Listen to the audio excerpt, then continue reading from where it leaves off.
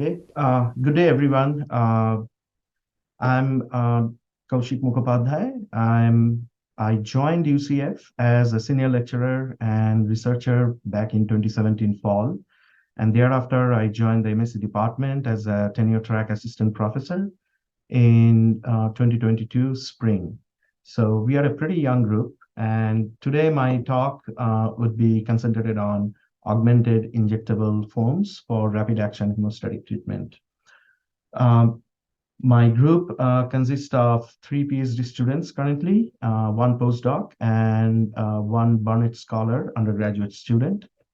I am expecting one new master students to come next year.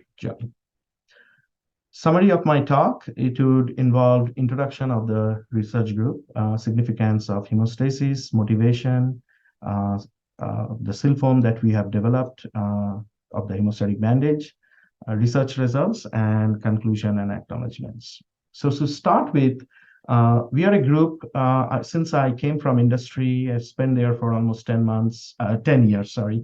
I have this chance of having applied research, but with fundamental studies as well.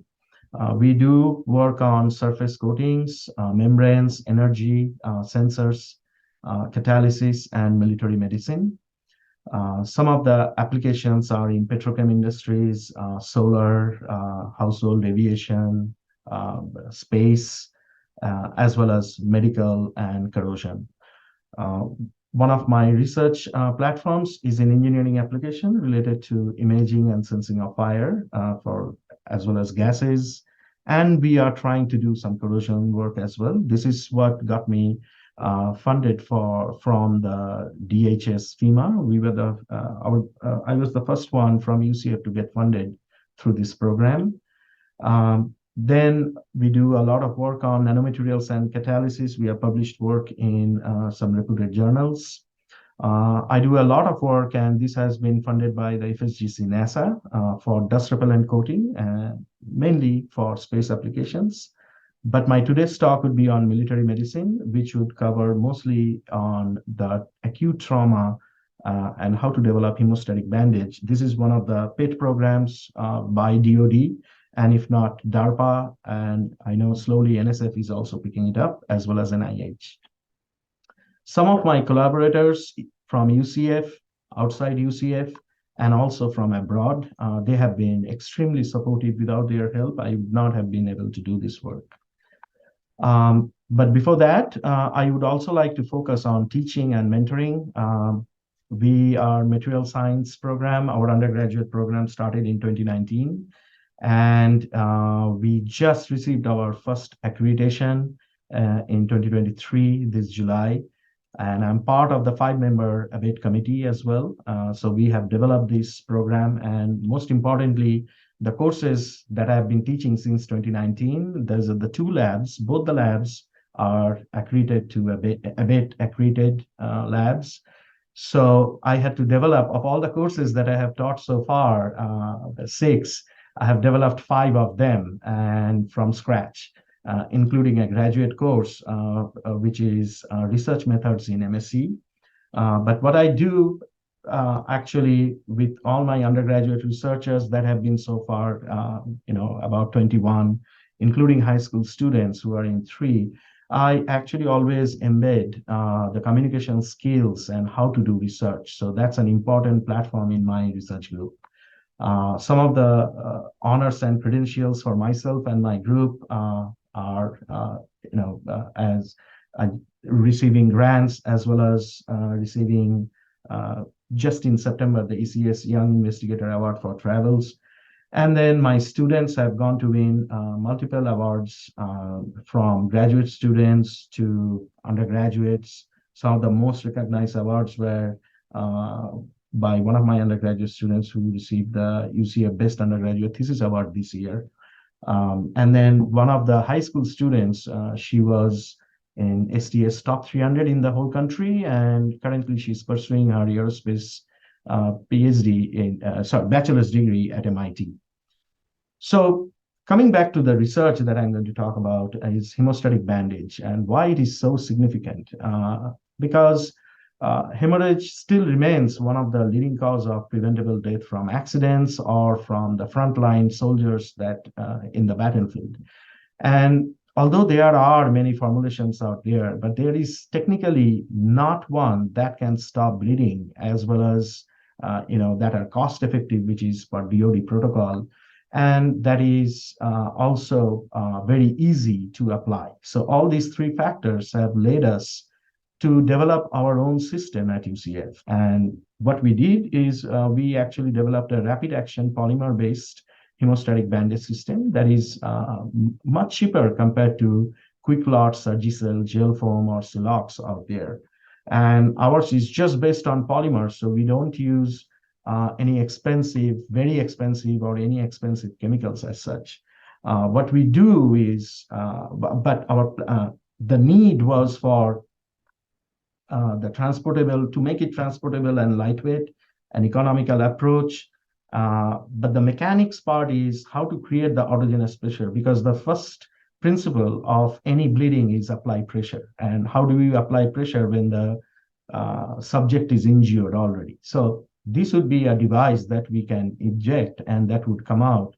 And then the foam will create an autogenous pressure by blocking and then create the cascade of hemostasis. And this has very minimal training for use. So because it's just an injectable, so you just press on the tip and it comes out. I'm just going to show a video what we do. This is a two-part system. So this is one of the schemes. This is a two-part system.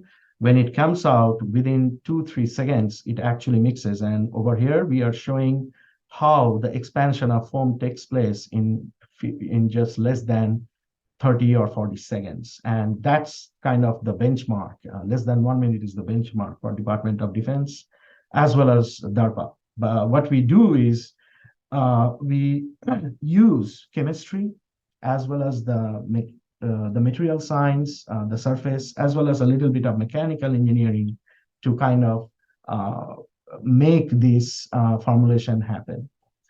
And we also create, this is a closed cell foam with a 70% porosity. This is just to show how we buy. These are some of the things that we purchase, and we actually have developed it in our own lab. And we also have measured the hydrophobic surface, because hydrophobicity is little important. Because blood, as we know, contains almost more than 94% of water. So you don't want the water part or the lymph part of the blood to come in contact with the formulation and then spread it inside the pores. The one important feature that we had to do is standardizing the temperature. Because of embolism, we had to actually go after. So once the chemistry was set and once the formulation was made, we had to actually standardize this procedure and optimize the temperature, which means we had to keep on formulating, we had to change the formulation, we had to redo the chemistry. And finally, we reached our goal, as we can see, 96.4 degree Fahrenheit. So that means the highest heat temperature that you see from the FLIR gun. And when you apply inside the wound, because it goes inside the wound so that there is no embolism, is around 96.4 to 97 degrees C, which is also much below than the benchmark from DoD, which standardizes as 113 degree F.